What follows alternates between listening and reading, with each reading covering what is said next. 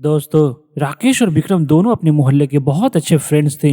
दोनों के बड़े सपने थे। दोनों अक्सर सोचा करते थे कि फेमस कैसे होना है। राकेश के दिमाग में एक आइडिया आता है और उसने विक्रम को बोला, यार एक काम करते हैं जिससे हम लोग काफी फेमस हो सकते हैं। विक्रम बोला, कौन सी काम? राकेश बोलता है, हम लोग एक रॉयल इनफील्ड बाइक लेते हैं और जब भी हम लोग उस बाइक से गलियों के चक्कर लगाएंगे तो हमें लोग घूम घूम कर देखेंगे और गांव की लड़कियां भी इम्प्रेस होंगी और हम लोग अपने गांव में काफी फेमस हो जाएंगे। उस टाइम एक रॉयल इनफील्ड की प्राइस 60,000 हुआ करता था। हाँ दोस्तों, मैं बात कर रहा हूँ आज से 20-22 साल पहले की बात। तभी विक्रम बोला, हाँ यार तू बात सही कर रहा है, बट अभी तो हमारे पास एक फूटी कौड़ी भी नहीं है और बाइक लेने के लिए इतने सारे पैसे कहाँ से आएंगे। और राकेश बोला, क्यों ना हम लोग एक जॉब पकड़ लेते हैं और 60,000 रुपए सेविंग करके जॉब छोड़ देंगे। उसके बाद लाइफ में खूब इंजॉय करेंगे। काफी कोशिशों के बाद दोनों को एक छोटी सी जॉब लगी और दोनों ने 6 महीने खूब मेहनत की और 6 महीने के बाद दोनों के पास 60,000 रुपए सेविंग हो चुके थे।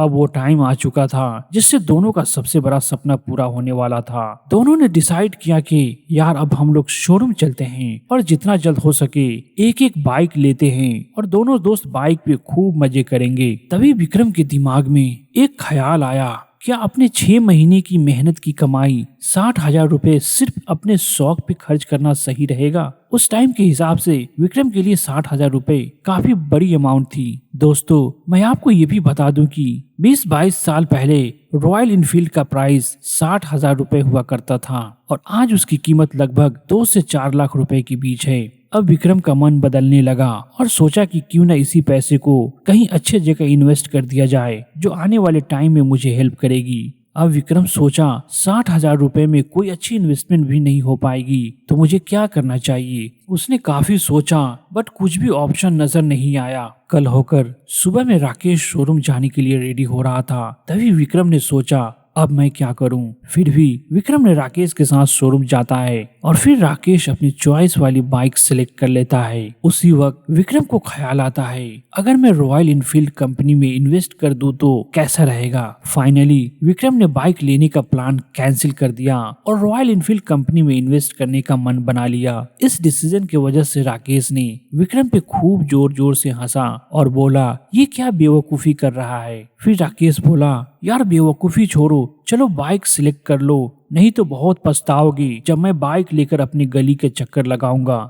राकेश बाइक लेने के बाद दोनों घर वापस आते हैं। विक्रम रॉयल इनफील्ड कंपनी का स्टॉक रिसर्च करता है बट उस नाम से कोई भी स्टॉक नहीं मिलता विक्रम को इन्वेस्ट करने के लिए। फिर वो परेशान होकर रिसर्च किया तो पता चला कि royal Enfield share Eicher motor के नाम से आता है। उस टाइम आइशर मोटर की एक शेयर की प्राइस 2 रुपए हुआ करता था। विक्रम ने अपने बाइक की पूरे 60,000 रुपए को आइशर मोटर कंपनी के शेयर खरीदने में लगा दिया और विक्रम को 2 रुपए पर शेयर के हिसाब से पूरे 30,000 शेयर्स मिले। अब राकेश अपने बाइक पे खूब मजे करता और हर वक्त विक्रम को चिढ़ाते रहता था। जब राकेश बाइक लेकर मोहल्ले में निकलता तो उसे लोग खूब मुड़ कर देखती और गांव की लड़कियां भी राकेश को खूब लाइक करती। इससे राकेश बहुत खुश होता और विक्रम पे हंसता, तुमने क्या बेवकूफी कर दी विक्रम, आज तुम्हें भी लोग लाइक करते हैं और तुमसे इम्प्रेस होते हैं। विक्रम के पास उसके बातों का कोई जवाब नहीं था और वो बिल्कुल खामोश रहता था। इसी तरह वक्त बीतते गया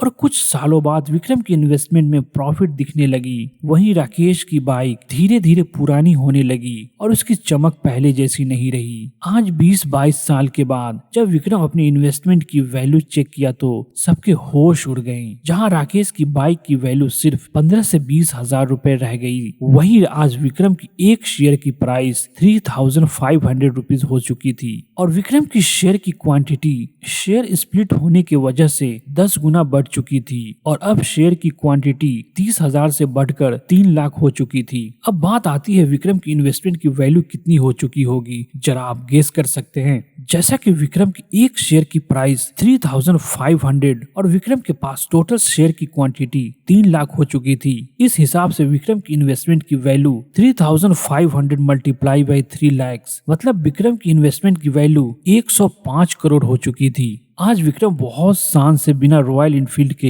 अपने मोहल्ले के गलियों में शहंशाह की तरह घूमता है। आज विक्रम को कोई जॉब की प्रेशर नहीं है और ना ही कोई काम करने की जरूरत। और उधर राकेश अपने डिसीजन पे बहुत रिग्रेट करता है और सोचता है काश मैंने भी आयशर मोटर की कंपनी में इन्वेस्ट किया होता, काश शो अप नहीं करता तो आज मेरी भी लाइफ कुछ और होती। दोस्तों, इस इंटरेस्टिंग स्टोरी से हमें पावर ऑफ कंपाउंडिंग और शेयर मार्केट के पावर का पता चलता है। दोस्तों, आप भी अपने छोटे मोटे अननेसेसरी खर्चों को कट करके किसी अच्छी कंपनी में इन्वेस्ट कर सकते हैं और अपने फ्यूचर के लिए अच्छी कॉर्पस जमा कर सकते हैं और अपने फ्यूचर को सिक्योर करके अपनी जिंदगी को बड़े आराम से गुजार सकते हैं। अगर आपको भी शेयर मार्केट में इंटरेस्ट है और आप इन्वेस्ट करना चाहते हैं तो आज के टाइम में सब कुछ ऑनलाइन होने की वजह से इन्वेस्ट करना काफी आसान हो गया है। उसके लिए सबसे पहले आपको एक डीमेट अकाउंट की जरूरत पड़ेगी। टाटा फंडिंग अप स्टॉक एक बेस्ट डीमेट अकाउंट प्लेटफॉर्म है जहां आप ऑनलाइन घर बैठे डीमेट अकाउंट ओपन करके अपनी investment journey with in 3 days में शुरू कर सकते हैं। Up stock demat account open करने के लिए मैंने